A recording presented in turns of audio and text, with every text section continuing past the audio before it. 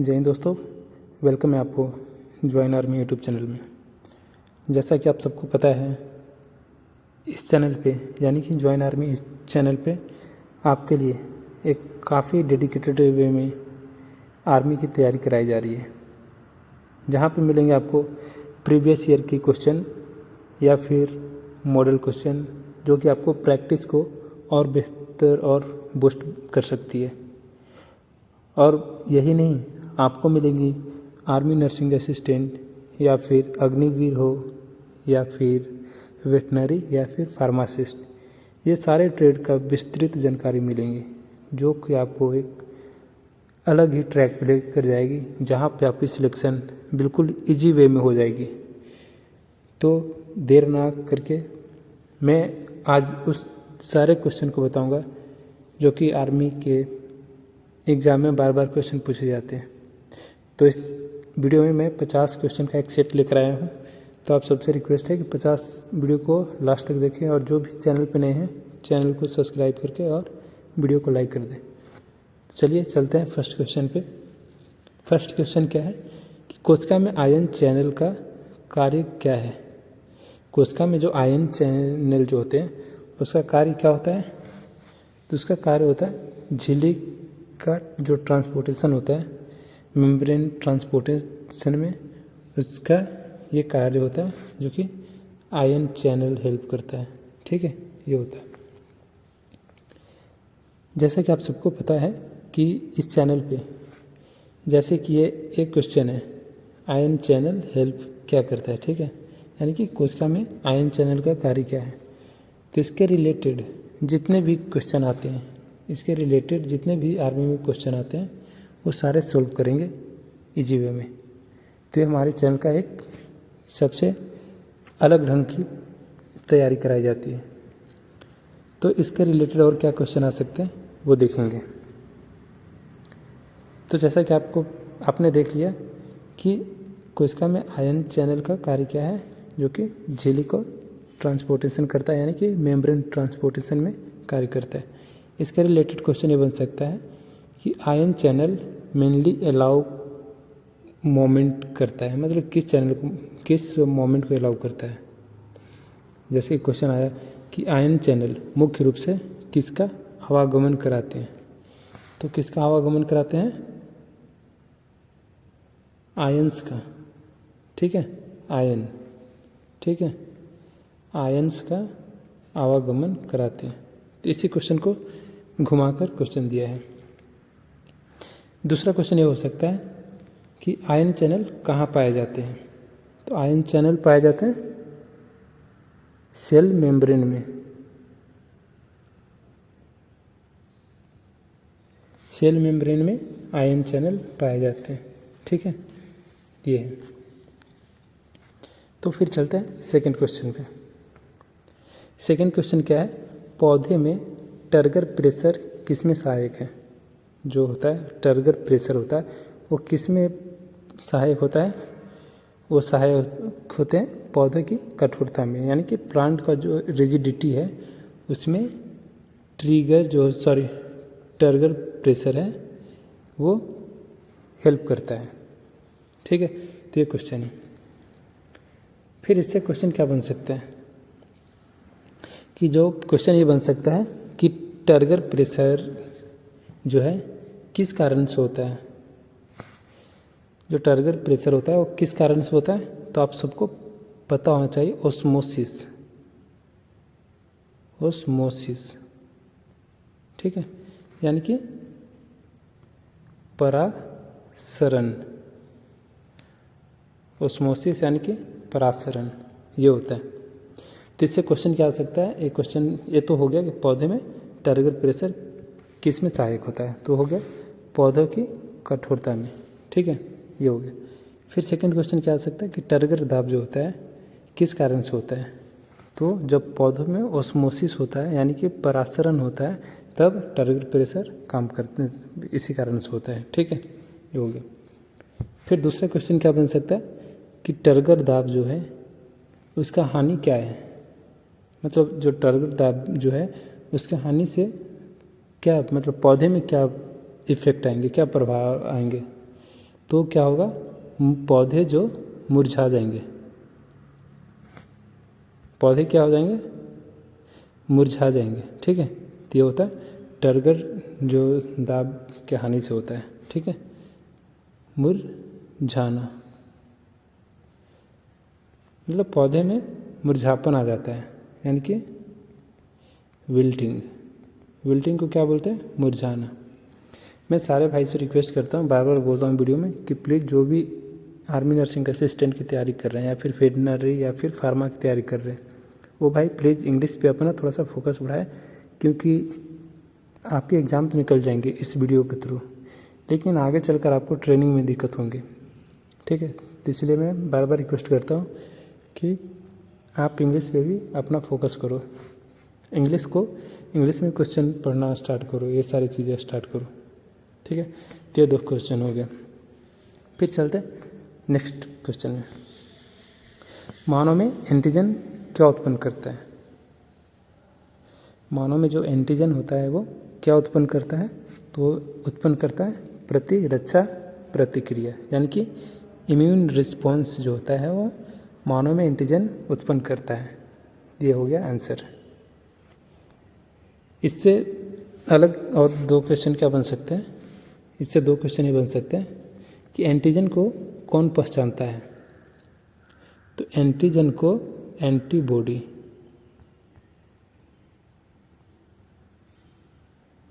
Antigen को antibody पहचानता है।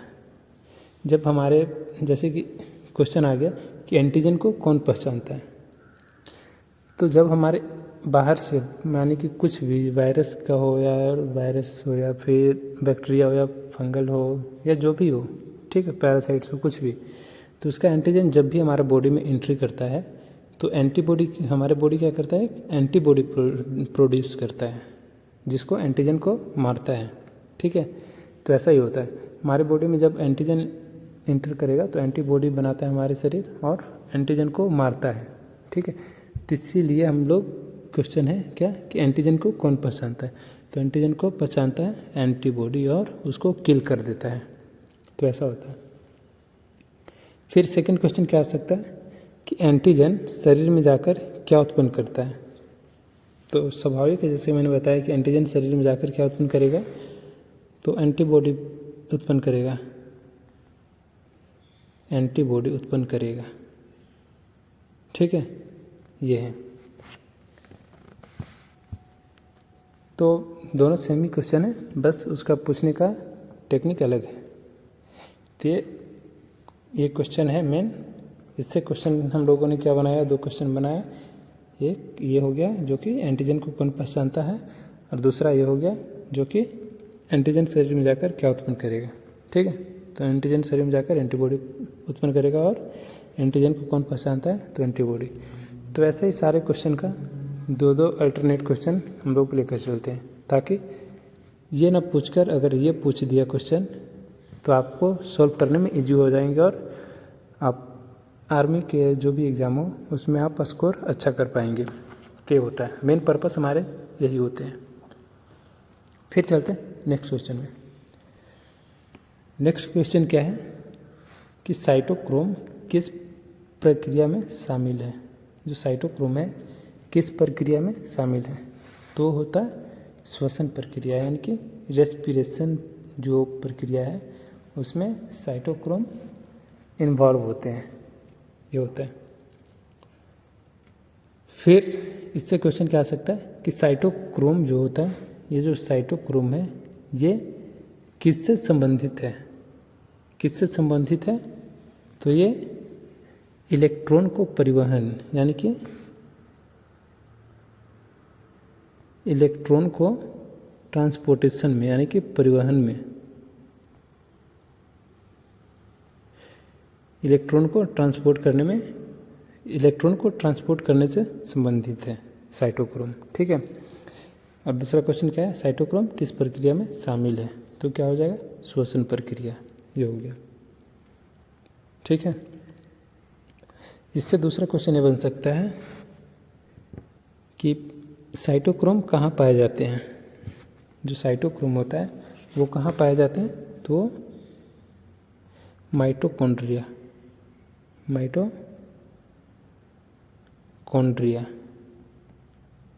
माइटोकॉन्ड्रिया में पाए जाते हैं। ठीक है, साइटोक्रोम कहाँ पाए जाते हैं?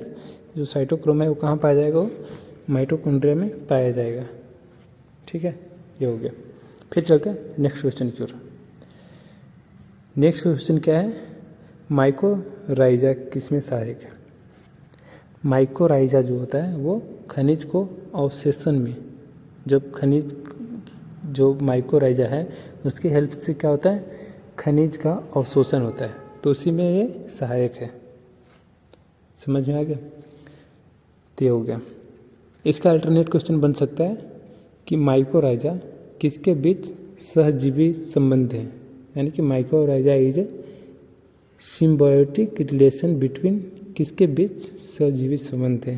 ठीक है, या आप पीजी वे में क्वेश्चन ये पूछ सकता है या फिर समझ सकते हो ये कि जो माइकोराइजा होता है, माइकोराइजा वो किसके बीच में संबंध जोड़ता है, मतलब किसके संबंध बीच में संबंध को वो मेंटेन करके रखता है।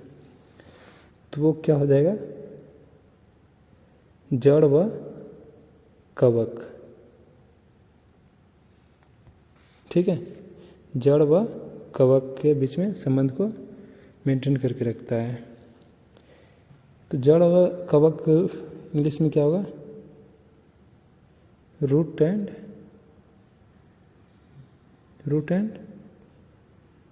फंगी। ठीक है, ये तो हो गया।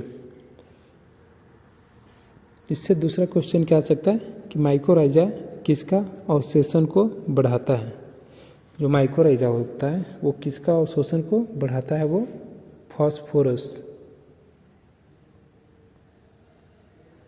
फॉस्फोरस को मात्रा को क्या करता है, यानी कि जो फॉस्फोरस होता है, माइकोराइजा का क्या काम है?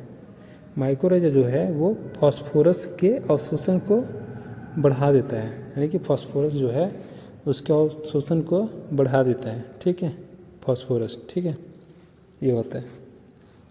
तो दो क्वेश्चन इससे भी हो गए। फिर चलते हैं नेक्स्ट क्वेश्चन में। नेक्स्ट क्वेश्चन क्या है? डोपामिन हार्मोन का मुख्य कार्य क्या है? डोपामिन हार्मोन क्या होता है? आप सबको पता है डोपामिन का क्या मतलब होता है? डोपामिन जब जो हार्मोन होता है वो रिलीज होता है तो हमारे को क्या मिलता है? प्लेजर। ठीक है, प्लेजर और मोटिवेशन, यानी कि आनंद व प्रेरणा मिलता है। जैसे कि आप आर्मी नर्सिंग असिस्टेंट की तैयारी कर रहे हैं, ठीक है, तो जैसे ही आपका मेरिट में नाम आ जाएगा, आपका जब भी रिजल्ट आ जाता है उसमें आपका नाम होता है, तो आपकी बॉडी से क्या होता है? एक डोपामिन हार्मोन जो होता है वो रिलीज होता है। ठीक है, जो प्लेजर एंड मोटिवेशन का एक काम करता है, डोपामिन हार्मोन ये होता है। फिर डोपामिन अगर पूछ दिया कि डोपामिन जो हार्मोन होता है वो कहाँ से सीक्रेट होता है? ठीक है, कहाँ से होगा? ब्रेन से, हमारे मस्तिष्क से। ठीक है, मस्तिष्क से डोपामिन हार्मोन का सिक्रेशन होगा। ये हो गया। फिर अगर पूछ दिया जैसे डोपामिन हार्मोन सीक्रेट होता है तो आनंद व प्रेरणा मिलता है। ठीक है, अगर ये डोपामिन सीक्रेट ना हो, सपोज दैट ऐसा कैसा है कि डोपामिन सीक्रेट नहीं हो या फिर कमी हो जाए, मतलब जो एवरेज लेवल में हो रहा है वो डाउन आ जाए, मतलब कम लेवल में सीक्रेट हो रहा है, तो उसमें क्या होगा? उसमें एक रोग होता है जिसको बोलते हैं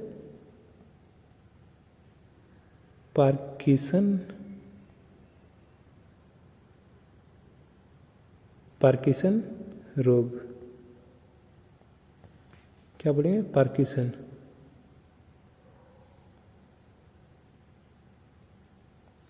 क्या होता है? पार्किंसंस डिजीज होता है। ठीक है, इस केस में डोपामिन हार्मोन सीक्रेट कम होता है। ठीक है, तो हो गया दो क्वेश्चन। फिर चलते हैं नेक्स्ट क्वेश्चन की ओर। ये मैंने काफ़ी बार मैंने भी किया हूँ कि फ्लोएम में क्या, पौधों में फ्लोएम का मुख्य कार्य क्या है?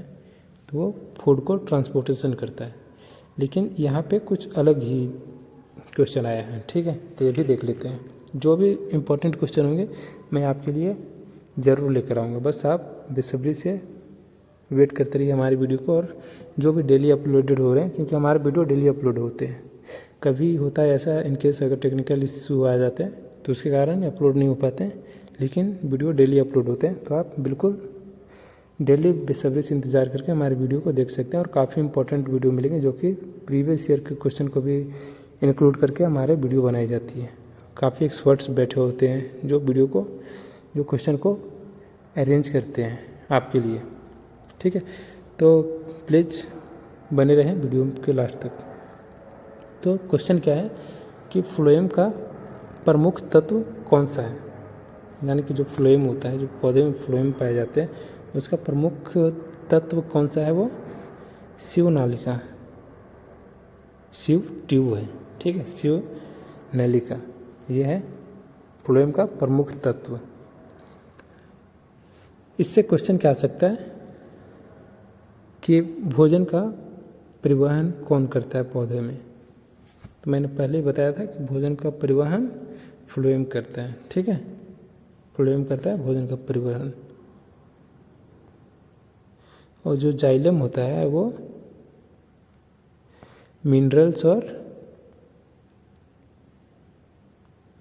एंड वाटर को ट्रांसपोर्टेशन करता है। क्या? मिनरल्स एंड वाटर को ट्रांसपोर्टेशन करता है। कौन? वो जाइलम करता है, ठीक है।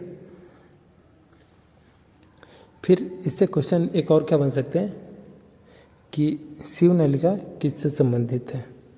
जो शिवनालिका है वो किससे संबंधित है, तो वो फ्लोएम से संबंधित है। किससे? फ्लोएम से, ठीक है, इससे संबंधित है। तो ये भी हो गया इसके रिलेटेड 2 क्वेश्चन। फिर चलते नेक्स्ट क्वेश्चन में।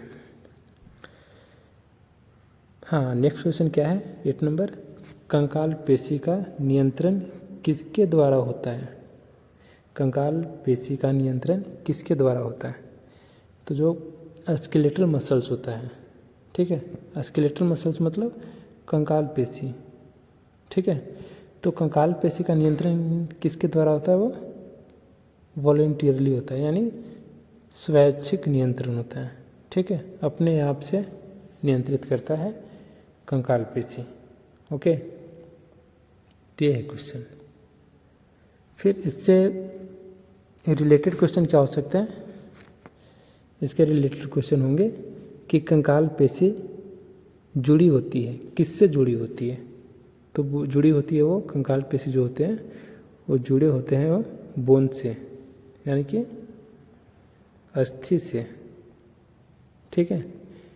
बोन से यानी कि अस्थि से जुड़े होते हैं। इससे रिलेटेड दूसरा क्वेश्चन हो सकता है स्वैच्छिक पेशियाँ जो होते हैं, स्वैच्छिक पेशियाँ यानी कि जो स्वैच्छिक पेशियाँ जो हैं वो नियंत्रित होती हैं, किससे नियंत्रित होती है। तो जैसे कि कंकाल पेशी का नियंत्रण किसके द्वारा होता है, स्वैच्छिक नियंत्रण से, ठीक है। और स्वैच्छिक जो पेशियाँ होती हैं, स्वैच्छिक पेशियाँ ये किससे नियंत्रित होती है, वो होती है सेंट्रल नर्वस सिस्टम। आपने पढ़ा होगा CNS। क्या होता है, सेंट्रल नर्वस सिस्टम, ठीक है।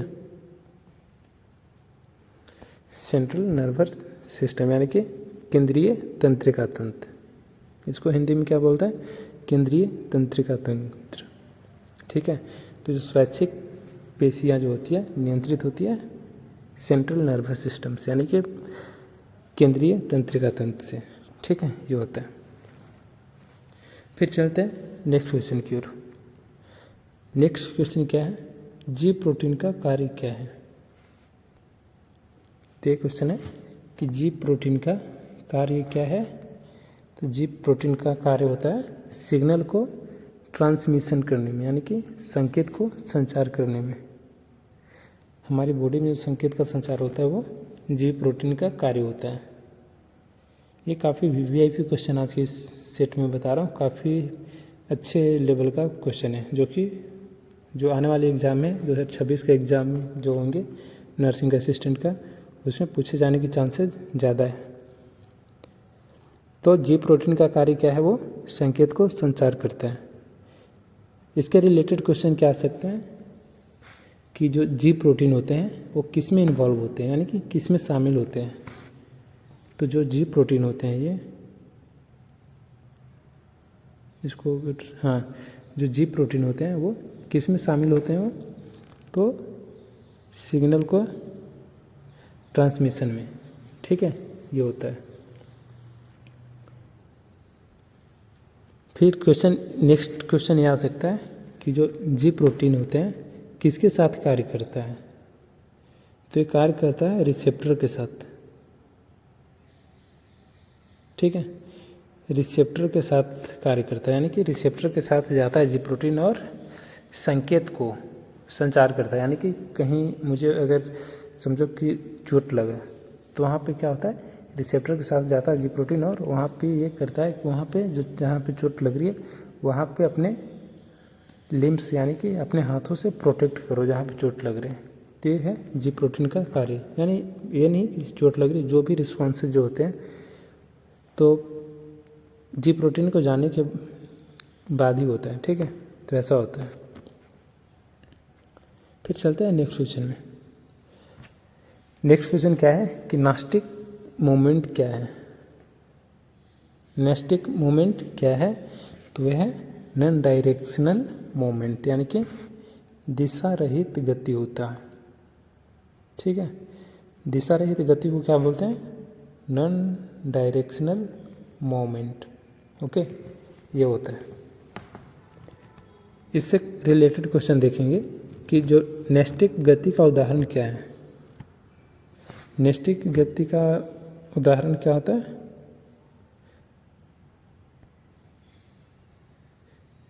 मिमोसा प्लांट आपने सुना होगा।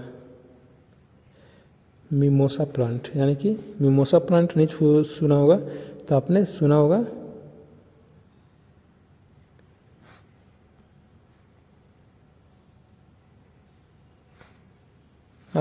होगा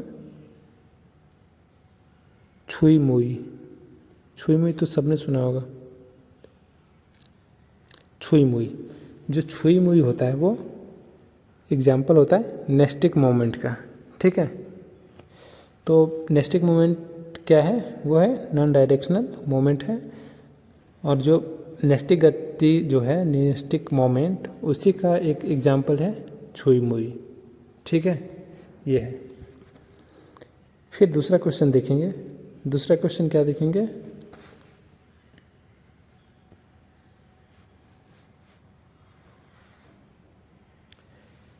दूसरा क्वेश्चन ये देखेंगे कि इससे रिलेटेड दूसरा क्वेश्चन आ सकता है कि नेस्टिक गति जो होता है किस पे निर्भर करता है। नेस्टिक गति जो किस पे निर्भर करता है, तो एक होता है उद्दीपन,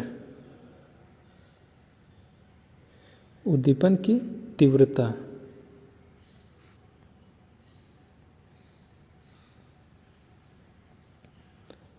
ठीक है, उद्दीपन का तीव्रता यानी कि स्टिमुलस इंटेंसिटी।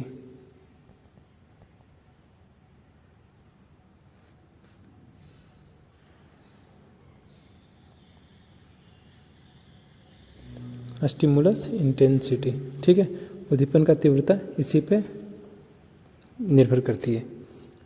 सॉरी, नेस्टिक गति जो है स्टिमुलस इंटेंसिटी पे निर्भर करती है। तो ये है क्वेश्चन। तो ये जो बार बार मैं रिपीट कर रहा हूँ कि दो क्वेश्चन जो मैं बता रहा हूँ उसको प्लीज़ जो भी भाइयों ने वीडियो देख रहे हैं वो प्लीज़ नोट डाउन करें, क्योंकि काफ़ी इंपॉर्टेंट क्वेश्चन मैं लेकर आया हूँ आपके लिए और काफ़ी इम्पॉर्टेंट रोल प्ले करेगी आपके एग्ज़ाम में। तो फिर चलते हैं 11 नंबर क्वेश्चन पे कि जो गैस्ट्रिन हार्मोन है, गैस्ट्रिन हार्मोन किसे उत्तेजित करता है। तो गैस्ट्रिन जो हार्मोन है पेट का एक, बोल सकते हैं पेट का एक हार्मोन है, यानी कि गैस्ट्रिक जूस को, जैसे कि होता है गैस्ट्रिक जूस जो पेट में हमारी काम आती है। तो जो गैस्ट्रिक जूस होता है ना, तो गैस्ट्रिन जो हार्मोन होता है गैस्ट्रिन जूस को क्या करता है, उत्तेजित करता है, स्टिमुलेट करता है, ताकि वो रिलीज होकर और भोजन को अच्छे से फंक्शनल में ला सके। जो हम खाना खाते हैं उसको अच्छे से फंक्शनल में लाकर अच्छे से डाइजेस्ट हो सके। ठीक है, तो ये इसका कार्य है। इससे रिलेटेड क्वेश्चन क्या आ सकता है कि गैस्ट्रिन स्रावित होता है कहाँ से? तो जो पेट का हार्मोन है तो पेट से ही ये स्रावित होगा। ठीक है, यानी कि स्टोमच से, यानी कि पेट से। ठीक है, ये होता है। फिर क्वेश्चन आ सकता है इससे कि गैस्ट्रिन प्रभाव डालता है कहाँ पे प्रभाव डालता है? यानी कि स्टोमक जो होता है, स्टोमक ग्लैंड, यानी कि अमाशय ग्रंथियाँ, अमाशय ग्रंथियाँ। ठीक है, ये जो अमाशय ग्रंथियाँ हैं उस पर गैस्ट्रिन प्रभाव डालता है, ये होता है। ठीक है, तो इससे 2 क्वेश्चन हो गए। फिर चलते हैं नेक्स्ट क्वेश्चन की ओर। नेक्स्ट क्वेश्चन क्या है? कैल्मोडिलिन प्रोटीन किस में सहायक है? जो कैल्मोडिलिन प्रोटीन है वो किस में सहायक है? तो वह है कैल्शियम का नियंत्रण करने में। यानी हमारी बॉडी में जो भी कैल्शियम रेगुलेट होती है वो कैल्मोडुलिन प्रोटीन के थ्रू ही रेगुलेट होती है। ठीक है, ये होता है। फिर क्वेश्चन क्या आ सकता है कि कैल्मोडुलिन संबंधित है, किससे संबंधित है? तो वो कैल्शियम से संबंधित है। ठीक है, किससे संबंधित है? कैल्शियम से। फिर क्वेश्चन यह भी आ सकता है कि कैल्मोडुलिन है, मतलब क्या है? कैल्मोडुलिन क्या है? तो 1 टाइप्स ऑफ प्रोटीन है। क्या है? प्रोटीन है, 1 टाइप्स ऑफ प्रोटीन है। ठीक है, ये होता है। तो ये थे इससे रिलेटेड 2 क्वेश्चन। फिर चलते हैं नेक्स्ट क्वेश्चन की ओर। नेक्स्ट क्वेश्चन क्या है? स्क्लेरेंचाइमा जो होता है, स्क्लेरेंचाइमा जो ऊतक है, टिश्यू है, वो क्या प्रदान करता है?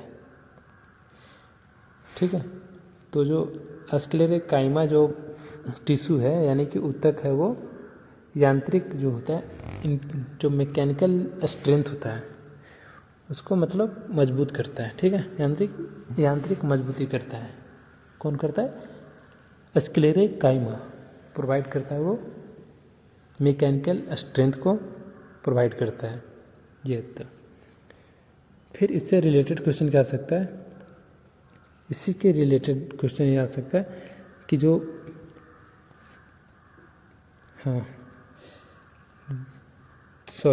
इससे रिलेटेड क्वेश्चन क्या आ सकता है कि जो स्क्लेरेंचाइमा जो है वो कैसी कोशिका होती है? जो या फिर क्वेश्चन ऐसे आ सकता है कि स्क्लेरेंचाइमा की कोशिका होती है, तो जो स्क्लेरेंचाइमा का कोशिका जो होता है वो डेड यानी कि मृत होता है, यानी कि मरा हुआ होता है। ठीक है, जो स्क्लेरेंचाइमा का जो टिश्यू होता है वो कोशिका होता है वो मृत होता है, यानी कि डेड होता है, मरा हुआ होता है। ठीक है, ये होता है। फिर इससे दूसरा क्वेश्चन ये आ सकता है कि स्क्लेरेंचाइमा में अधिक होता है, क्या होता है? एक लिग्निन होता है। ठीक है, लिग्निन, तो यही होता है स्क्लेरेंचाइमा में सबसे अधिक होता है। ठीक है, स्क्लेरेंचाइमा में सबसे अधिक क्या होता है? वो लिग्निन होता है। ओके, तो ये थे 2 क्वेश्चन इसके रिलेटेड। ठीक है, फिर चलते हैं नेक्स्ट क्वेश्चन में। नेक्स्ट क्वेश्चन क्या है? बेसोफिल्स रिलीज करती है, बेसोफिल्स कोशिकाएं क्या छोड़ती है? तो बेसोफिल कोशिकाएं क्या छोड़ती है? वो छोड़ती है हिस्टामिन। हिस्टामिन्स जो होता है वो बेसोफिल्स रिलीज करती है, ऐसा होता है। फिर इससे क्वेश्चन क्या आ सकता है रिलेटेड कि बेसोफिल किसका प्रकार है? तो मैंने पहले भी बताया था, जो मैंने इस्नोफिल बता रहा था उसमें मैंने बताया था कि WBC का ये पार्ट्स हैं। ठीक है, WBC यानी कि वाइट ब्लड सेल्स।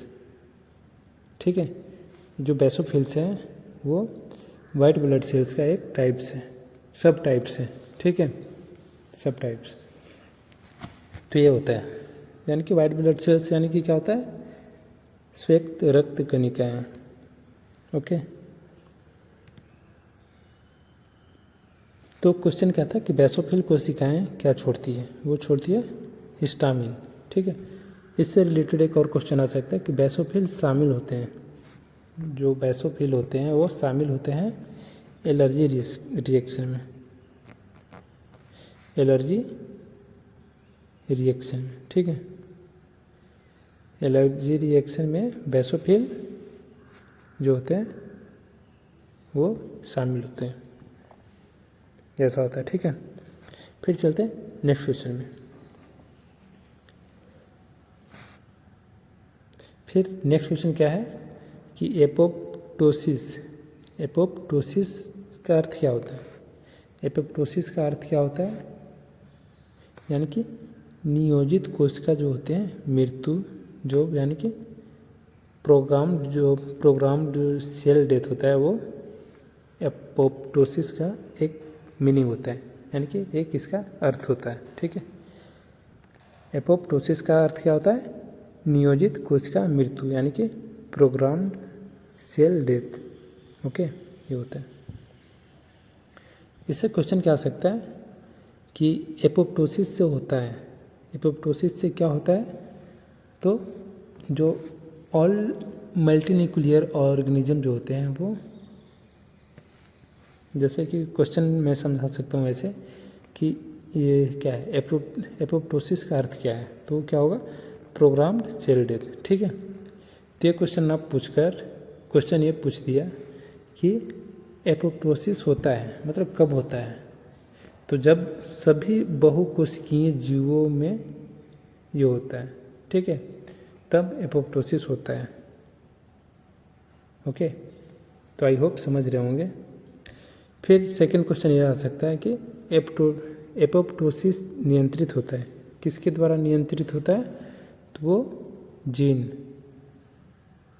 के द्वारा नियंत्रित होता है, ठीक है, समझ गए ना, जीन के द्वारा नियंत्रित होता है। ओके, तो ये हो गया। फिर चलते हैं नेक्स्ट क्वेश्चन में। नेक्स्ट क्वेश्चन क्या है, जैसे कि जो विमान बनते हैं, आपको सबको पता है कि जो एयरक्राफ्ट बनते हैं उसमें कौन सी धातु का प्रयोग किया जाता है, इसका मैं बताऊंगा कि कौन सी धातु का प्रयोग किया जाता है और क्यों किया जाता है, ठीक है। तो इसमें एल्युमिनियम को यूज किया जाता है, क्यों, क्योंकि हल्की भी है और मेन पर्पस क्या होता है, इसमें जो जंग जो लगते हैं वो जंग रोधक होते हैं, यानी कि रस्ट नहीं लगते हैं इसमें, ठीक है, रस्टिंग नहीं होते हैं, ठीक है, इसीलिए एल्युमिनियम को यूज किया जाता है। और ये लोहे के अकॉर्डिंग मतलब बोल सकते हैं कि लाइट वेट होता है। ओके, ये होता है। फिर इससे रिलेटेड और क्या क्वेश्चन आ सकता है कि जो विमान निर्माण में एल्युमिनियम पसंद किया जाता है क्योंकि यह हल्का और मजबूत भी होता है, ठीक है, हल्का भी होता है और मजबूत भी होते हैं। ओके, और थर्ड क्या होगा, जंग रोधी गुण भी एल्युमिनियम में होते हैं। ओके, तो इसलिए हम लोग जो विमान में बनाने में जो यूज धातु होते हैं यही होता है। फिर चलते हैं नेक्स्ट क्वेश्चन की ओर। नेक्स्ट क्वेश्चन क्या है कि जिंक का रासायनिक चिन्ह क्या है। जिंक का रासायनिक चिन्ह क्या है, Zn। ओके, Zn क्या है, जिंक का रासायनिक चिन्ह। ओके, अगर पूछ दिया कि जो जिंक होता है, Zn जो होता है वो किस वर्ग का यानी कि किस ग्रुप का धातु है, तो किस ग्रुप का धातु है वो, एक होता है ट्रांजिशन, ठीक है, ट्रांजिशन मेटल यानी कि संक्रमण धातु। ओके, संक्रमण धातु, ठीक है। संक्रमण धातु ग्रुप में जिंक आता है, ओके। फिर इससे दूसरा क्वेश्चन ये आ सकता है कि जिंक का प्रमुख अयस्क कौन सा है, मतलब जो प्रमुख अयस्क होता है यानी कि मेन सोर्स, वो क्या है। जिंक का मेन सोर्स क्या है, वो आपने सुना होगा कैलामाइन, कैलामाइन, ओके। कैलामाइन जो होता है वो जिंक का एक अयस्क होता है। मैंने पिछले वीडियो में बताया था, काफ़ी सारे अयस्क के बारे में बताया था कि काफ़ी सारे अयस्क जो आते हैं, तो आप ज़रूर पढ़ लेना, क्योंकि उम्मीद है कि वो क्वेश्चन आने की संभावना होती है ज़्यादा अयस्क का, ठीक है। तो जिंक, कॉपर, जो लोहे, ये सब जितने भी है ना, मैंने पिछले वीडियो में बताया था क्या, कि लोहा का रासायनिक सूत्र और इसका अयस्क क्या होता है, तो हेमेटाइट, हेमेटाइट, ओके। ये लोहा का अयस्क है, ठीक है। तो आई होप आप लोग सब लोग जो भी मैंने बताता हूँ वो आप अच्छे से रीड कर पा रहे हैं। फिर चलते हैं नेक्स्ट क्वेश्चन में। नेक्स्ट क्वेश्चन क्या है कि दही में कौन सा अम्ल होता है। जो दही होता है उसमें कौन सा अम्ल होता है, तो मैंने काफ़ी बार बताया हूँ कि दही में लैक्टिक, क्या होता है, लैक्टिक अम्ल, ठीक है। इससे 2-3 क्वेश्चन और बताया था मैंने कि जो लैक्टिक अम्ल होता है, ठीक है, वो किससे बनता है। जो लैक्टिक अम्ल किससे बनता है, तो बनता है लैक्टोज, लैक्टोज से कन्वर्ट होकर बनता है लैक्टिक एसिड में, ओके। ये होता है। फिर ये भी मैंने बताया था कि जो लैक्टिक एसिड है, दूध से दही बनने में लैक्टिक होता है, ठीक है। तो जो लैक्टिक एसिड है, जो ये क्या है, एसिड है, ओके। ये क्या है, एसिड है। तो जो लैक्टिक एसिड जो होता है उसमें कौन सा बैक्टीरिया मतलब हेल्प करता है, तब तो ये लैक्टोज से लैक्टिक अम्ल बन रहा है। तो कौन सा बैक्टीरिया होता है, वो लैक्टोबैसिलस, ठीक है। लैक्टोबैसिलस एक बैक्टीरिया है जो हेल्प करता है लैक्टोज से लैक्टिक एसिड में कन्वर्ट होने के लिए, ओके। ये है। फिर चलते हैं नेक्स्ट क्वेश्चन। कैल्शियम ऑक्साइड का रासायनिक सूत्र, मैंने पिछले वीडियो में बताया था कि कैल्शियम ऑक्साइड का रासायनिक सूत्र क्या होता है, वो CaO होता है, CaO, ठीक है। और CaCO3 क्या होता है, कैल्शियम कार्बोनेट, ओके। तो ये होता है। तो आई होप अच्छे से आप सबको वीडियो समझ आ रही है और क्वेश्चन समझ में आ रहा है, ओके।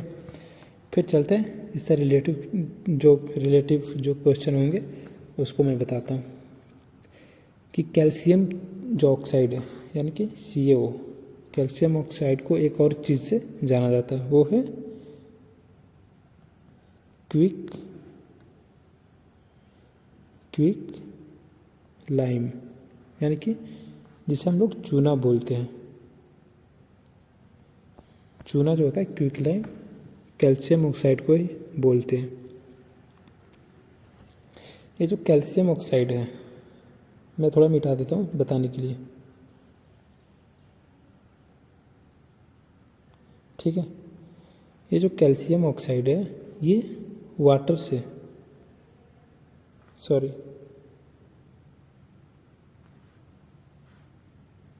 ये जो वाटर से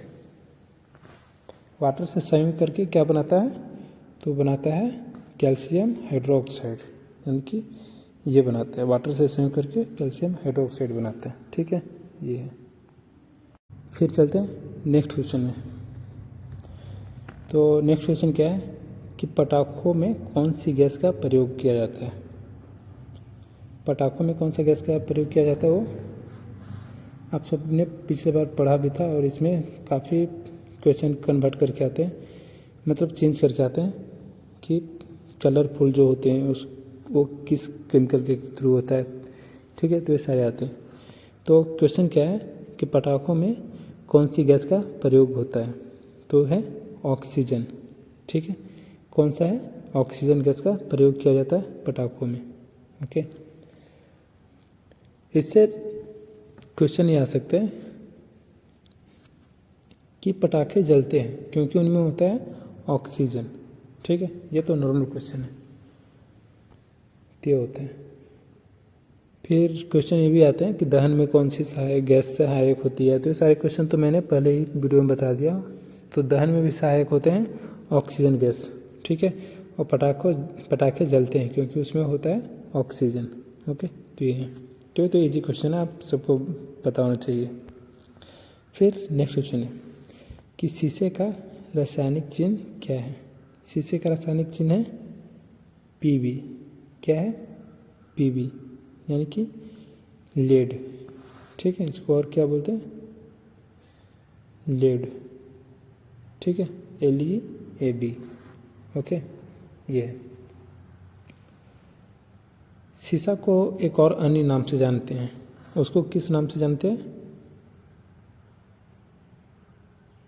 प्लम्बम। ठीक है, प्लम्बम नाम से शीशे के एक और अन्य नाम से जानते हैं। ओके, शीशा मुख्य रूप से प्रयोग किया जाता है, जो बैटरी होता है हमारे, बैटरी। ठीक है, बैटरी जो होता है उसमें शीशे का मुख्य रूप से प्रयोग किया जाता है। ओके, ये है। फिर चलते हैं नेक्स्ट क्वेश्चन में। नेक्स्ट क्वेश्चन क्या है कि इमली में कौन सा अम्ल पाया जाता है। इमली में कौन सा अम्ल पाया जाता है? वो टार्ट्रिक अम्ल। ठीक है, इमली में टार्ट्रिक अम्ल पाया जाता है। ये है आंसर। इससे क्वेश्चन आ सकता है कि टार्ट्रिक अम्ल पाया जाता है तो क्या होगा? इमली। ठीक है, ये।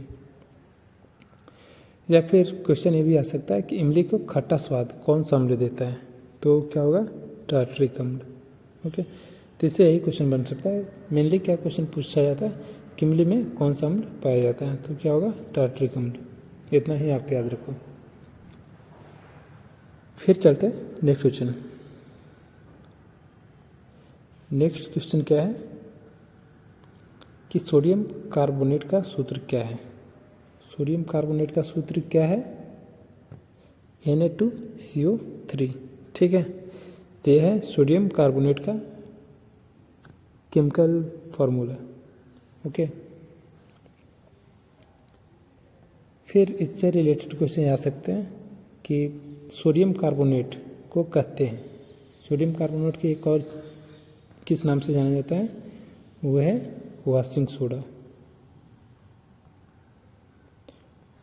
Washing soda. ठीक है,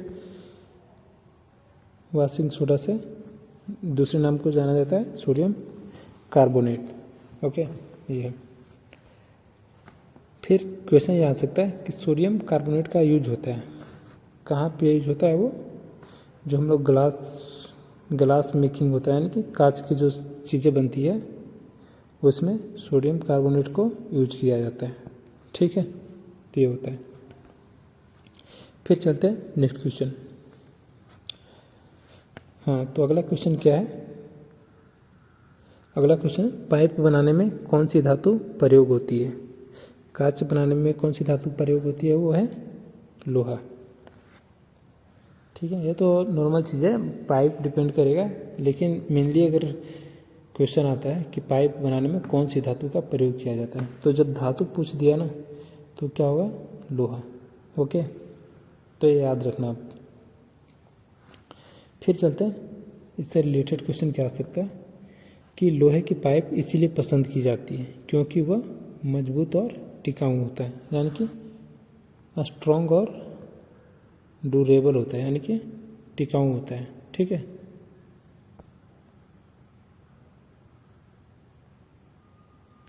ये होता है स्ट्रॉन्ग और ड्यूरेबल। फिर इससे लोहे को ही क्यों यूज करते हैं, या फिर क्वेश्चन ये आ सकता है कि ये जो होती है पाइप बनाने के लिए सबसे सस्ती धातु कौन सी है, तो क्या होगा? वो लोहा। तो ये आंसर होंगे। ठीक है, फिर चलते हैं नेक्स्ट क्वेश्चन। तो अगला क्वेश्चन क्या है कि नाइट्रोजन का रासायनिक चिन्ह क्या है। नाइट्रोजन का रासायनिक चिन्ह क्या है, N। ठीक है, रासायनिक चिन्ह क्या है नाइट्रोजन का, N। ओके, फिर क्वेश्चन ये आ सकता है कि नाइट्रोजन का मुख्य घटक यानी कि मेन कंपोनेंट, जो मेजर कंपोनेंट होते हैं वो कौन सा है। तो नाइट्रोजन का मुख्य घटक कौन सा होगा, एयर। ठीक है, अगर क्वेश्चन ये आ गया कि नाइट्रोजन का परसेंटेज कितना है वायुमंडल में, ठीक है, तो कितना 78%। ठीक है, 21% किसका है, ऑक्सीजन का। ये आप याद रखना। ओके, फिर इससे रिलेटेड और क्वेश्चन आ सकते हैं कि नाइट्रोजन उपयोग होता है, नाइट्रोजन का कहाँ उपयोग करते हैं, फर्टिलाइजर में। ठीक है, यानी कि उर्वरक में। ओके, उर्वरक में किसको यूज करते हैं, फर्टिलाइजर को। फिर चलते हैं अगले क्वेश्चन में। अगला क्वेश्चन क्या है, सेव में कौन सा अम्ल पाया जाता है, यानी कि एप्पल में कौन सी अम्ल पाया जाता है, वो है मॉलिक एसिड, यानी कि मैलिक एसिड जो सेव में पाया जाता है। ठीक है, सिट्रिक एसिड किस में पाया जाता है, लेमन सिरका ये सब में सिट्रिक एसिड पाया जाता है, इसमें एप्पल में। ठीक है, लैक्टिक एसिड कर्ड यानी कि दही में, फॉर्मिक एसिड एंट में यानी कि चिट्टी में। ठीक है, तो ये है। फिर चलते हैं नेक्स्ट क्वेश्चन में। अगला क्वेश्चन क्या है, कैल्शियम क्लोराइड का सूत्र क्या है। कैल्शियम क्लोराइड का सूत्र क्या है, आपको पिछले वीडियो में भी बताया था, इसके नहीं पिछले वीडियो में बताया था। कैल्शियम क्लोराइड का सूत्र CaCl2 होता है। ठीक है, तो है कैल्शियम क्लोराइड का। मैंने पिछले वीडियो में ये भी जिक्र किया था कि कैल्शियम क्लोराइड का उपयोग कहाँ किया जाता है। कैल्शियम क्लोराइड को यूज किया जाता है ड्राइंग एजेंट में। ठीक है, ड्राइंग एजेंट में यूज करते हैं कैल्शियम क्लोराइड का, यानी कि बोल सकते हैं कि सुखाने वाला पदार्थ के रूप में यूज करते हैं कैल्शियम क्लोराइड का। ठीक है, क्वेश्चन ये भी आ सकता है कि कैल्शियम क्लोराइड अवशोषित करता है, क्या चीज़ को अवशोषित करता है, तो नमी जो होता है यानी कि मॉइस्चर। ठीक है, मॉइस्चर जो होता है उसको कैल्शियम क्लोराइड क्या करता है, सॉक कर लेता है, अवशोषित कर लेता है, इसलिए हम लोग इसको ड्राइंग एजेंट के रूप में यूज करते हैं। फिर चलते हैं नेक्स्ट क्वेश्चन। अगला क्वेश्चन क्या है, अगला क्वेश्चन है कि ऑक्सीजन सिलेंडर में कौन सी गैस भरी जाती है। ऑक्सीजन सिलेंडर में कौन सी गैस भरी जाती है, वो है ऑक्सीजन। वो तो इजी क्वेश्चन है कि ऑक्सीजन सिलेंडर में कौन सी गैस भरी जाती है, तो ऑक्सीजन। ठीक है, क्योंकि यहाँ पे मेंशन किया है। अगर ये क्वेश्चन पूछे थे कि जो खाना पकाने के लिए यूज करते हैं, जो खाना पकाने सब के लिए यूज करते हैं जो गैस, उसमें कौन सा यूज करते हैं, वो है LPG। ठीक है, LPG मतलब लिक्विड पेट्रोलियम गैस। ठीक है, ये है। फिर चलते हैं नेक्स्ट क्वेश्चन में। अगला क्वेश्चन क्या है कि केमिकल सिंबल ऑफ कॉपर, यानी कि तांबे का रासायनिक चिन्ह क्या है। तो तांबे का रासायनिक चिन्ह क्या होगा, Cu क्या होगा, कॉपर। ओके, तो ये है। ऐसे क्वेश्चन क्या बन सकते हैं कि तांबा किसके बाद अच्छा चालक है। तो मैंने काफ़ी बार बता दिया कि सबसे अच्छा चालक जो है वो है सिल्वर। ठीक है, सिल्वर सबसे अच्छा चालक है। उसके बाद क्या है, कॉपर। कॉपर जो है सिल्वर के बाद अच्छा चालक है, लेकिन हम लोग सिल्वर यूज नहीं कर रहे हैं क्योंकि वो हमारे बजट से ज़्यादा है, यानी कि कॉस्टली है। ठीक है, तो इसलिए हम लोग कॉपर को यूज करते हैं। ओके, फिर इससे क्वेश्चन जो मैंने बता दिया कि तांबा किसके बाद अच्छा चालक है, वो चांदी के बाद अच्छा चालक है, ठीक है। फिर क्वेश्चन ये आ सकता है कि तांबे का मुख्य रूप से उपयोग कहाँ किया जाता है, ठीक है। तो तांबे का मुख्य रूप से उपयोग किया जाता है वो इलेक्ट्रिक वायर में, ठीक है। इलेक्ट्रिक वायर में यूज़ करते हैं तांबे का, ओके। फिर चलते हैं नेक्स्ट क्वेश्चन में। नेक्स्ट क्वेश्चन क्या है कि दूध में कौन सा अम्ल पाया जाता है।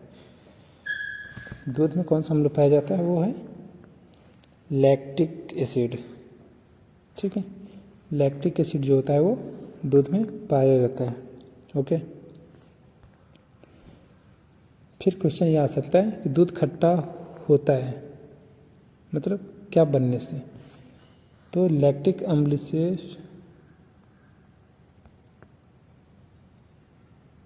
जो लैक्टिक एसिड से जो होगा दूध खट्टा हो जाएगा, ठीक है। क्या होता है।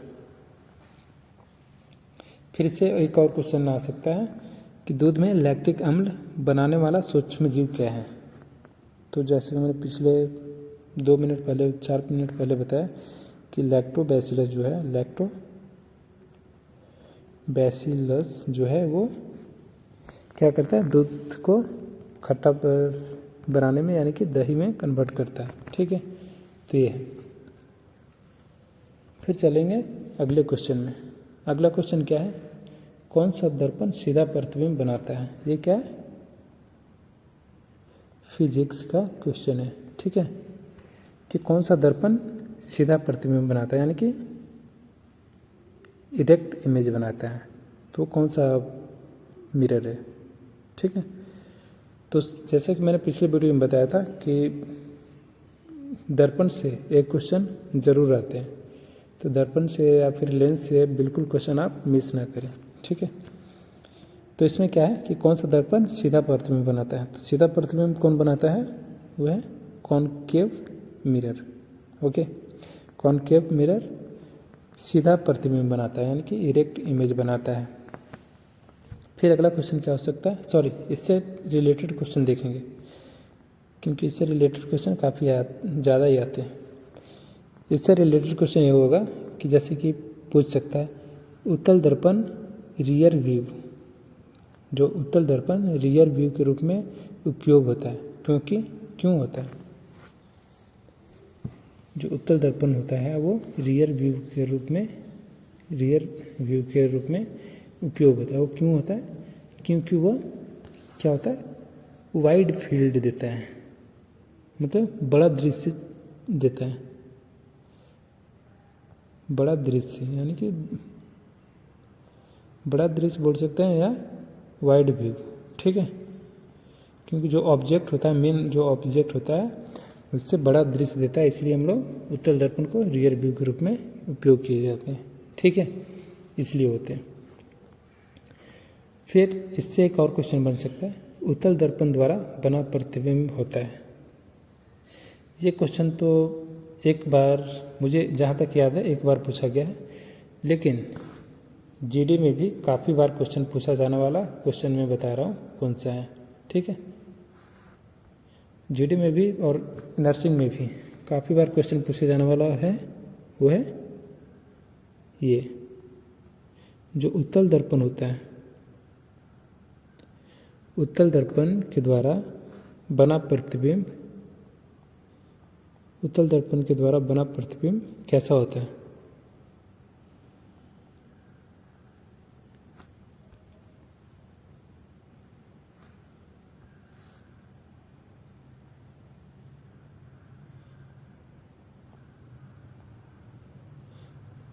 ठीक है, उत्तल दर्पण के द्वारा बना प्रतिबिंब कैसा होता है, तो बोल सकते हैं वर्चुअल एंड इरेक्ट, यानी कि आभासी और सीधा होता है, ठीक है, आभासी व सीधा होता है, ओके। तो ये होता है, ओके, ये आंसर है।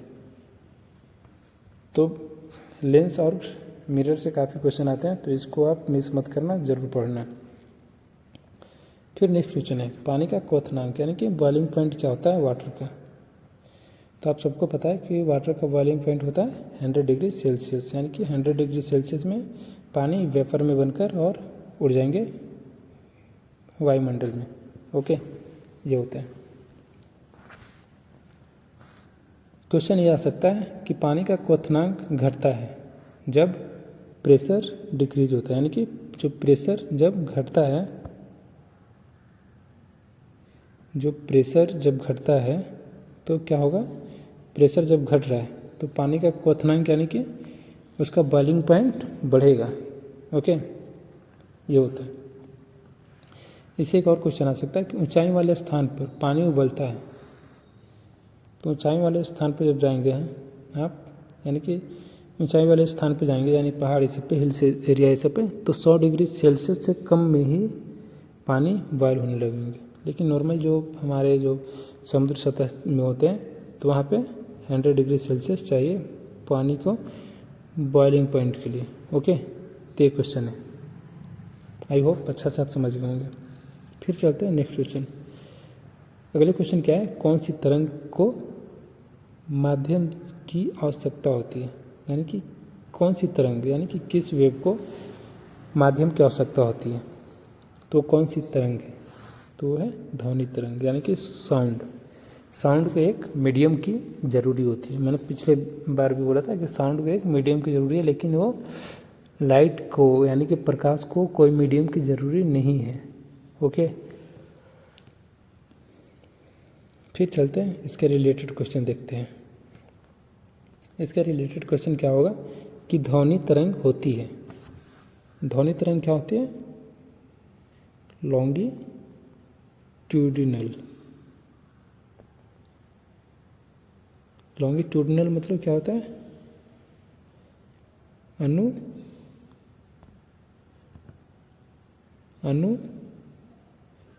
अनुदैर्घ्य। ठीक है, अनुदैर्घ्य होता है क्या, जो ध्वनि तरंग होती है, यानी कि साउंड वेव। ठीक है, साउंड वेव होते हैं वो लॉन्गिट्यूडिनल होते हैं। ओके, तो ये एक क्वेश्चन हो सके। दूसरा क्वेश्चन क्या हो सकता है कि ध्वनि संचरण नहीं कर पा सकती है, मतलब जो ध्वनि है वो संचरण नहीं कर सकती है, यानी कि वैक्यूम में, यानी कि निर्वात में। ठीक है, निर्वात में ध्वनि संचरित नहीं कर पाती है, लेकिन जो प्रकाश है वो संचरित कर सकती है। ओके, तो ये है।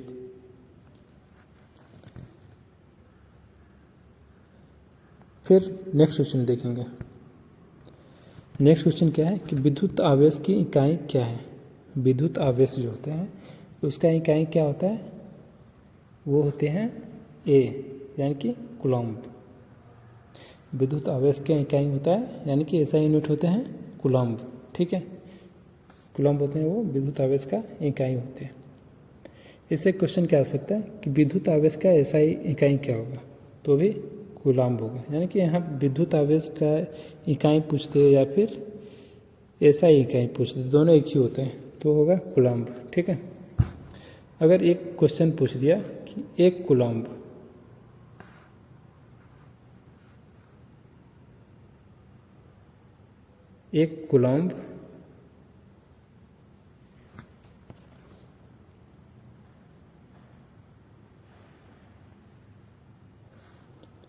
आवेश यानी कि चार्ज,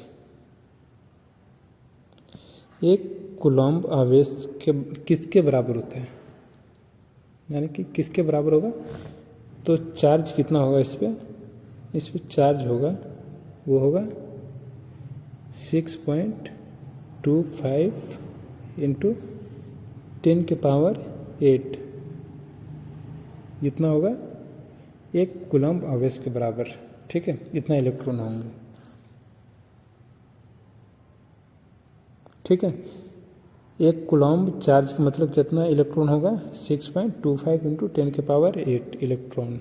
ठीक है, इतना होंगे। तो ये हो गया, तो इससे रिलेटेड दो ही क्वेश्चन यही काफ़ी है। फिर नेक्स्ट क्वेश्चन क्या आएंगे, वो है चुंबकीय क्षेत्र सबसे अधिक प्रबल कहाँ होते हैं, मतलब ज़्यादा स्ट्रॉन्गेस्ट जो चुंबकीय क्षेत्र हो गया, यानी कि मैग्नेटिक फील्ड सबसे ज़्यादा स्ट्रॉन्गेस्ट कहाँ पर होंगे, तो होंगे पोल पे, यानी कि ध्रुव पे। ओके, आप लोगों ने फिजिक्स में पढ़ा भी होगा इस क्वेश्चन को। फिर इसके रिलेटेड क्वेश्चन ये आ सकते हैं कि चुंबकीय क्षेत्र रेखाएं सबसे सघन होती है, यानी कि सबसे क्लोजेस्ट होता है वो पॉल पे होता है, यानी कि ध्रुव पे। ठीक है, यानी कि स्ट्रॉन्गेस्ट बोलो या फिर सघन बोलो या फिर क्लोजेस्ट बोलो, सारे एक ही चीज़ है। ठीक है, फिर एक और क्वेश्चन आ सकते हैं कि चुंबकीय क्षेत्र, जो चुंबकीय क्षेत्र का जो शक्ति होता है वो निर्भर करता है, वो भी क्या होगा, ध्रुव पे। ठीक है, ध्रुव पे सबसे अधिक निर्भर करता है। ओके, ये हो गया। तो यही क्वेश्चन आएंगे। फिर चलते हैं नेक्स्ट क्वेश्चन पे। नेक्स्ट क्वेश्चन क्या है कि यहाँ से जीके का क्वेश्चन आ गया। ठीक है, कि भारत की सबसे लंबी सड़क कौन सी है? भारत का सबसे लंबा सड़क कौन सा है? तो है, आप सब लोगों ने पढ़ा होगा इसके बारे में, काफ़ी बार जीडी में क्वेश्चन आया हुआ है। ठीक है, तो सबसे लंबा जो सड़क है यानी कि जीटी रोड, वो है NH-44। ठीक है, ये है। फिर इससे क्वेश्चन ये आ सकता है कि ये किस मतलब किन दो सिटी को जोड़ती है। ठीक है, तो किन दो सिटी हो जाएगा, यानी कि कन्याकुमारी से श्रीनगर। ठीक है, यानी कि ये नॉर्थ साइड है। ठीक है, और ये साउथ साइड, ये ईस्ट साइड और वेस्ट साइड। ठीक है,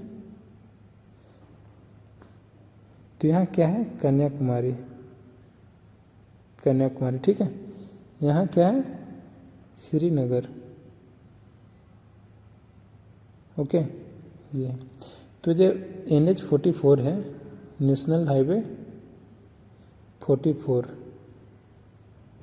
ठीक है, NH-44 है, जोड़ती है श्रीनगर से कन्याकुमारी को, जो कि सबसे लंबी सड़क है। ओके, ये इससे रिलेटेड और क्वेश्चन क्या आ सकते हैं? इससे रिलेटेड क्वेश्चन इससे रिलेटेड और क्वेश्चन आ सकते हैं, वो मैं जिक्र करता हूँ कि जो NH-44 है लगभग कितने राज्यों से गुजरती है? तो हो जाएगा 11, यानी कि 11 स्टेट से ये होकर गुजरती है। ठीक है, 11 स्टेट से ये होकर गुजरती है, तो याद रखना आप। ठीक है, भारत की सबसे लंबी सड़क कौन सी है, जो कि NH-44 है, और किन दो स्टेट या फिर किन दो जगह को जोड़ेगी, वो श्रीनगर से कन्याकुमारी को जोड़ेगी। ठीक है, नॉर्थ से साउथ। तो ये आप याद रखना, ये दो क्वेश्चन काफ़ी अच्छी है। फिर चलते हैं अगले क्वेश्चन की ओर। अगला क्वेश्चन क्या है, ऑपरेशन विजय। ये तो आप सबको पता होना चाहिए, बताने की ज़रूरी नहीं है कि ऑपरेशन विजय किस युद्ध से संबंधित है। ऑपरेशन विजय जो है वो किस युद्ध से संबंधित है? वो है कारगिल वार। इसलिए मैंने मेंशन किया था नीचे आपको बताने के लिए। ठीक है, 1999, ओके, जो कि कारगिल वार हुई थी। तो कारगिल वार को कौन भला भूल सकता है? जो आर्मी एस्पिरेंट्स हैं वो तो बिल्कुल नहीं भूल पाएंगे। ओके, ये अगर क्वेश्चन ये आ सकता है कि ऑपरेशन विजय प्रारंभ किया गया था, तो किसके द्वारा प्रारंभ किया गया था? अगर पूछ दिया कि आर्मी, ये क्वेश्चन आते हैं, आर्मी, एयरफोर्स या फिर नेवी, तो जो ऑपरेशन विजय शुरू किया गया था वो है आर्मी के द्वारा शुरू किया गया था। ठीक है, और कहाँ से शुरू किया गया था? तो वो है कारगिल से। ठीक है, कारगिल एक जगह है जो कि श्रीनगर में पड़ता है, सॉरी जम्मू कश्मीर में पड़ता है। ठीक है, तो ये है। फिर चलते हैं अगले क्वेश्चन की ओर। अगला क्वेश्चन क्या है, भारत का पहला उपग्रह कौन सा था? कौन सा था? तो आप बता सकते हो कि भारत का पहला उपग्रह कौन सा था? वो है आर्यभट्ट। ठीक है, कौन सा उपग्रह था? आर्यभट्ट। फिर इससे रिलेटेड क्वेश्चन ये आ सकते हैं कि आर्यभट्ट जो उपग्रह है वो कब प्रक्षेपित किया गया था। प्रक्षेपित आप लोगों को पता है क्या? आप लोगों को थोड़ा सा, जो हिंदी भाषी हैं उनको भी कभी कभी टफ हो जाता है। अगर क्वेश्चन आ गया कि आर्यभट्ट जो उपग्रह था, यानी कि जो आर्यभट्ट जो उपग्रह था वो कब प्रक्षेपित किया गया था। प्रक्षेपित का मतलब क्या होता है? प्रक्षेपित का मतलब लॉन्च्ड होता है, ठीक है। कब लॉन्च्ड किया गया था, तो कब लॉन्च किया गया था? वो किया गया था 1975 में, ठीक है। ये इससे क्वेश्चन और आ सकता है कि आर्यभट्ट उपग्रह का नाम रखा गया था, तो किसके नाम पर रखा गया था? तो आप सबको पता है कि एक प्राचीन गणितज्ञ थे, ठीक है, मैथमेटिशियन थे, उनका ही नाम पे आर्यभट्ट रखा गया था, ठीक है। गणितज्ञ थे।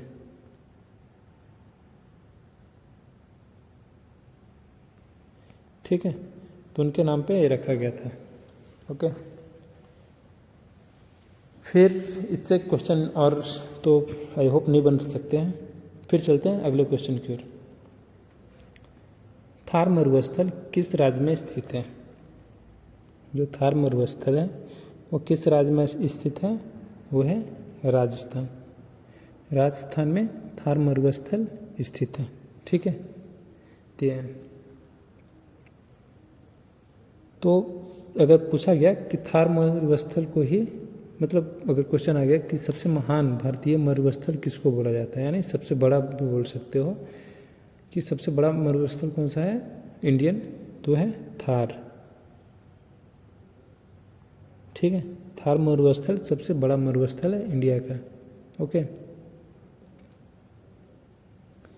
अगर पूछ दिया कि थार मरुस्थल का मुख्य भाग किस राज्य में, जैसे आप पूछ दिया कि थार मरुस्थल किस राज्य में स्थित है, तो राजस्थान में बोल दिया।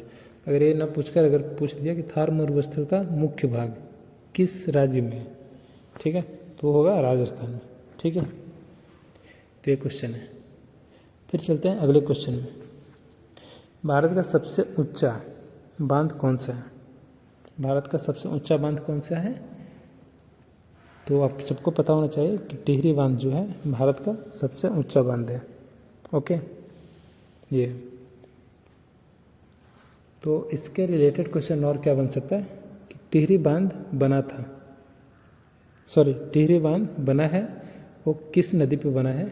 तो नदी का नाम बताना है। तो नदी है क्या? भागीरथी।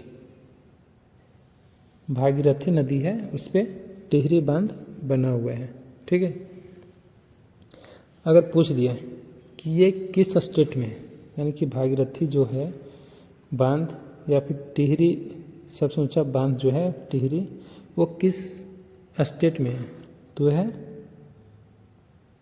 उत्तराखंड, ठीक है। उत्तराखंड में है जो कि सबसे ऊंचा बांध है भागीरथी, जो कि टिहरी, जो कि भागीरथी नदी पे बना हुआ है, ठीक है। ये है। फिर चलते हैं अगले क्वेश्चन की ओर। अगला क्वेश्चन क्या है?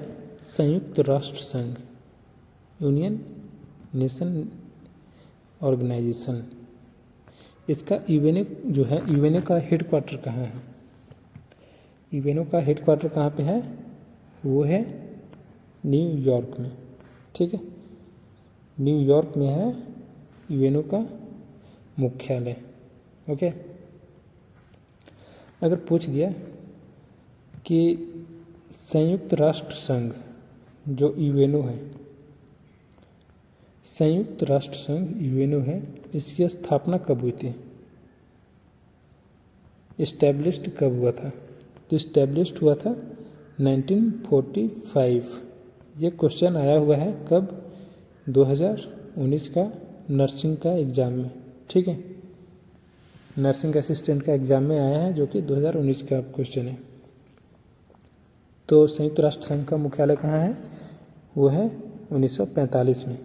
ओके, फिर चलते हैं नेक्स्ट क्वेश्चन में, या फिर इसके रिलेटेड एक और क्वेश्चन ये बन सकता है कि संयुक्त राष्ट्र दिवस मनाया जाता है, संयुक्त राष्ट्र संघ दिवस मनाया जाता है वो 24 अक्टूबर को मनाया जाता है। ठीक है, 24 अक्टूबर को संयुक्त राष्ट्र संघ दिवस मनाया जाता है। फिर चलते हैं अगले क्वेश्चन की ओर। अगला क्वेश्चन क्या है, इनकलाब जिंदाबाद का नारा किसने दिया? वीवीआईपी क्वेश्चन है। ठीक है, इसको नोट कर लो, प्रत्येक साल पूछे जाने वाला क्वेश्चन है। ये हो गया, या फिर एक और क्वेश्चन था जय जवान जय किसान, जो कि 2026 में भी पूछा गया है। जय जवान जय किसान का नारा किसने दिया है? ठीक है, टीए का एग्जाम में पूछा गया था। ओके, तो ये भी वीवीआईपी क्वेश्चन है। ये भी प्रत्येक साल पूछा ही जाता है, चाहे वो एनए का एग्जाम में पूछ दे, या फिर टीए का एग्जाम में पूछ दे, या फिर अग्निवीर का एग्जाम में पूछ दे, मतलब कोई एग्जाम में पूछेगा ही, एक पूछना ही है। ठीक है, तो इसलिए आप जो भी जितने भी नारा ये सब है वो याद रखो आप। तो इनकलाब जिंदाबाद का नारा किसने दिया था? वो दिया था भगत सिंह। भगत सिंह ने इनकलाब जिंदाबाद का नारा दिया था। ओके, ये कब दिया गया था, मतलब कब भगत सिंह ने इनकलाब जिंदाबाद का नारा कब दिया था? तो जब क्रांतिकारी आंदोलन हो रहे थे, क्रांतिकारी जो आंदोलन हो रहे थे उसके दौरान भगत सिंह ने इनकलाब जिंदाबाद का नारा दिया था। ओके, ये है। अगर क्वेश्चन ये एक और आ सकता है इसके रिलेटेड कि विधानसभा में यह नारा किसने लगाया था? अगर पूछ दिया कि इनकलाब जिंदाबाद का नारा किसने दिया था, बता दिया आपने कि भगत सिंह। अगर ये ना पूछकर ये पूछ दिया कि विधानसभा में यह नारा किसने दिया था, तो भी क्या होगा? भगत सिंह ने ही दिया था विधानसभा में भी ये नारा। ठीक है, तो ये याद रखना। फिर चलते अगले क्वेश्चन की ओर। अगला क्वेश्चन क्या है, भारत की पहली महिला राष्ट्रपति कौन थी? भारत का पहली महिला राष्ट्रपति थी वो है प्रतिभा पाटिल। ठीक है, जो कि भारत का पहली महिला राष्ट्रपति बनी थी। ओके, तो इसके रिलेटेड एक और क्वेश्चन बन सकते हैं। दो क्वेश्चन मैं बताऊंगा इसके रिलेटेड कि प्रतिभा पाटिल राष्ट्रपति बनी थी, वो कब बनी थी? जब पहली महिला राष्ट्रपति बनी थी वो कब बनी थी? तो बनी थी सन 2007 ईस्वी में। ओके, सन 2007 ईस्वी में बनी थी। फिर इसके रिलेटेड एक और क्वेश्चन आ सकते हैं कि भारत की पहली महिला राष्ट्रपति किस राज्य से थी? तो वो थी महाराष्ट्र से। हालांकि ये क्वेश्चन आएगा नहीं, लेकिन ये क्वेश्चन आप पढ़ना कि भारत की पहले महिला राष्ट्रपति कब बनी थी, तो 2007 में, और कौन बनी थी वो है प्रतिभा पाटिल। ओके, तो ये फिर चलते हैं अगले क्वेश्चन की ओर। भारत में हरित क्रांति के जनक, ये भी वीवीआईपी क्वेश्चन जो बार बार पूछे जाते हैं, ये भी प्रत्येक साल पूछे जाते हैं, चाहे कोई भी एग्जाम में पूछ दे, अग्निवीर में पूछ दे, एनए में पूछ दे, वेटनरी में पूछ दे, या फिर फार्मा में पूछ दे, मतलब कोई किसी भी एग्ज़ाम में ये भी क्वेश्चन अमृतता पूछा जाता है। ठीक है, तो ये कि भारत में हरित क्रांति के जो हरित क्रांति थे, जो ग्रीन रेवोल्यूशन थे, तो जनक कौन से थे? तो जनक थे एमएस स्वामीनाथन। ओके, आप सबको पता होगा, मुझे उम्मीद है कि आप सबको पता होगा। ये काफ़ी वीवीआईपी क्वेश्चन है कि भारत में हरित क्रांति के जनक कौन थे, वो हैं एमएस स्वामीनाथन। ओके, इसके क्वेश्चन आएंगे इससे रिलेटेड जो है कि जो हरित क्रांति है वो किससे रिलेटेड है, तो है कृषि से, यानी कि एग्रीकल्चर से।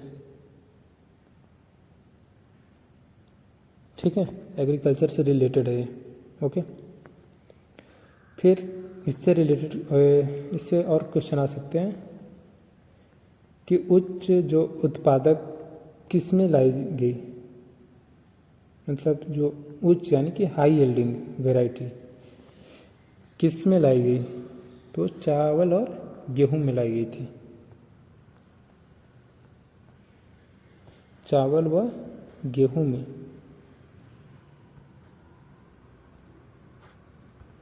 चावल और गेहूं में लाई गई थी, ठीक है, हाई वैरायटी यील्डिंग। ओके, ये हो गया। फिर चलते हैं अगले क्वेश्चन में। अगला क्वेश्चन क्या है कि भारत का सबसे बड़ा द्वीप कौन सा है, सॉरी, भारत का सबसे बड़ा द्वीप कौन सा है, वो है अंडमान निकोबार, ठीक है।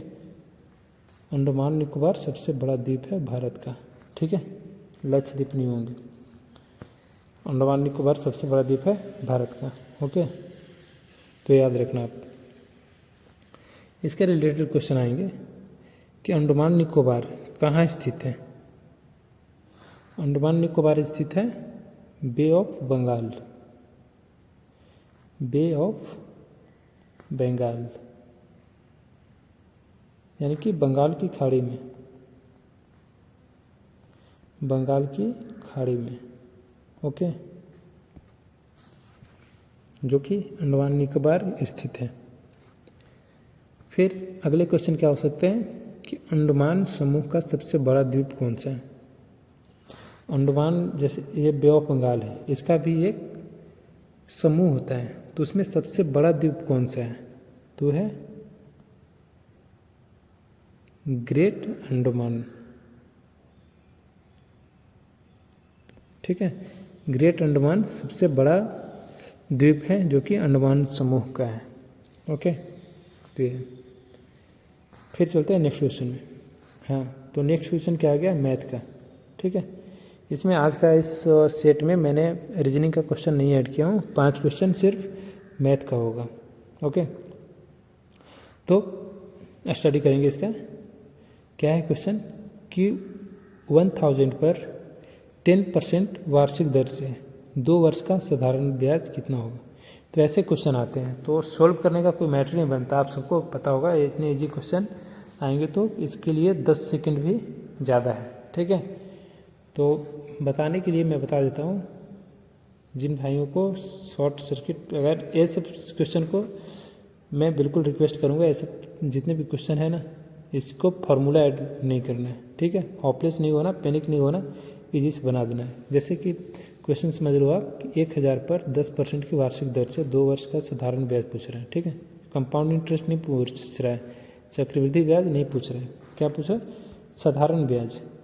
तो ऐसे ही आप जोड़ सकते हो कि ये है 1000, तो 10% की वार्षिक दर से 2 वर्ष का होगा, यानी कि 1 साल का हो जाएगा 100 रुपया, तो 2 साल का हो जाएगा 200, ठीक है, 200। तो इसके लिए कोई आपको फार्मूला ऐड करने की कोई ज़रूरी नहीं है, ठीक है, ऐसे बना सकते हो।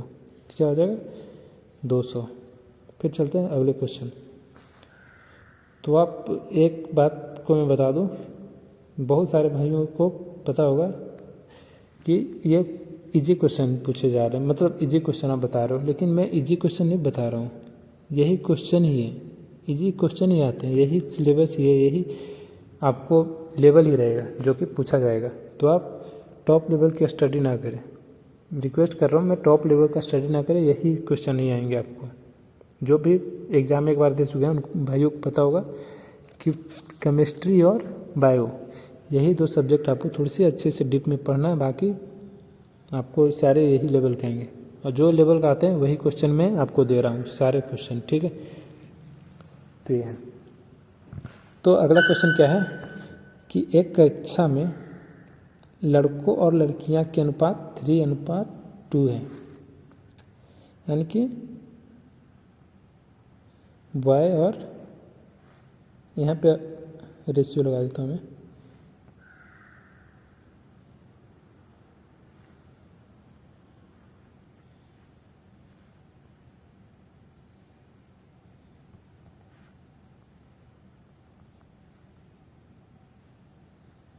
ठीक है। तो बॉय और गर्ल्स का अनुपात क्या है? 3:2। तो पूछ रहा है यदि लड़के 30 हैं, यानी कि लड़के कितना है? 30 हैं, तो लड़कियां कितना होंगी?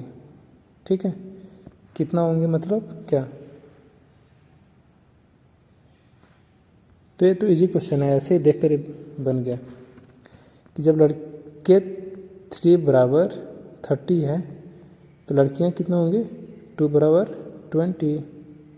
तो ये हो जाएगा आंसर। ठीक है, तो इसके लिए आपको बिल्कुल पैनिक नहीं होना, आराम से बन जाएंगे ये सारे क्वेश्चन आपको। ठीक है, तो आप बिल्कुल होपलेस ना होना, एग्जाम में सारे क्वेश्चन सोल्व हो जाएंगे। मैथ का तो मैं बता रहा हूँ, मैथ रीजनिंग का सिर्फ 3 मिनट चाहिए, 3 मिनट भी काफ़ी है। ठीक है, मैं जब एग्ज़ाम दे रहा था तो उस टाइम मैंने 2 मिनट में 5 क्वेश्चन किया था, जो कि सारे सही थे। ठीक है, सारे सही थे, यानी कि 20 मार्क्स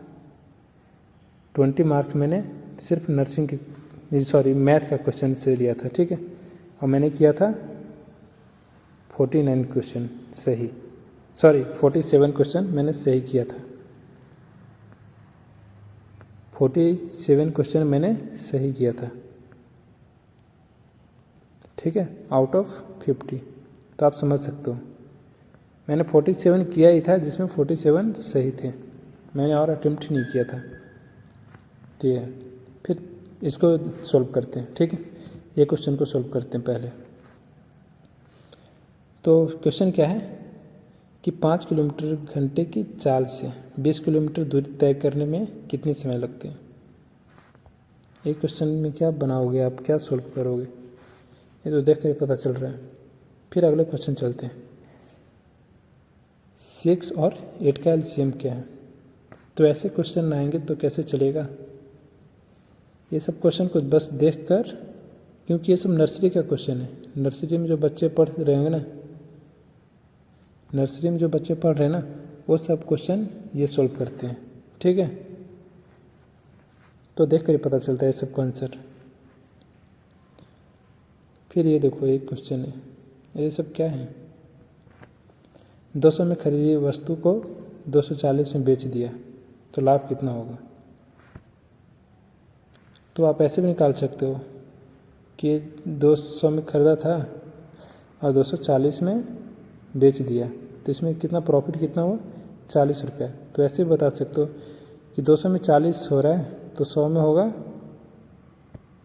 20 होगा, यानी कि 20% आंसर। अगर ऐसे नहीं बनाना है तो आप ऐसे भी बना सकते हो कि जैसे कि 200 में खरीदा 240 में बेच दिया, तो 200 का कितना परसेंट, यानी कि कितना परसेंट, यानी कि x मान लो, यहाँ पे कितना परसेंट होगा? 40। तो फार्मूला पे भी ऐड करके आप बना सकते हो। ठीक है, लेकिन ये सब फार्मूला पे ऐड करने की ज़रूरी नहीं है आपको। ठीक है, ये सब फार्मूला पे ऐड करने की ज़रूरी नहीं, बस आप ऐसे बता दो कि हाँ ऐसे था, तो जब 200 में खरीदा था 240 में बेच दिया। ठीक है, तो 40 रुपया प्रॉफिट हुआ। तो 200 में 40 रुपया हुआ, 200 में 40 रुपया प्रॉफिट हुआ, तो 100 में 20 रुपया प्रॉफिट होगा, यानी कि 20%। ओके, तो ये है। तो ऐसे ऐसे क्वेश्चन आते हैं भाई। आई होप सबको अच्छे से समझ में आया और सबको मज़ा आया होगा क्वेश्चन को देखने में और सॉल्व करने में। और आप कमेंट में बताएं कि आप कितने क्वेश्चन सही किए आउट ऑफ 50। ठीक है, और बाकी तो सबका तैयारी सही चल रहा होगा।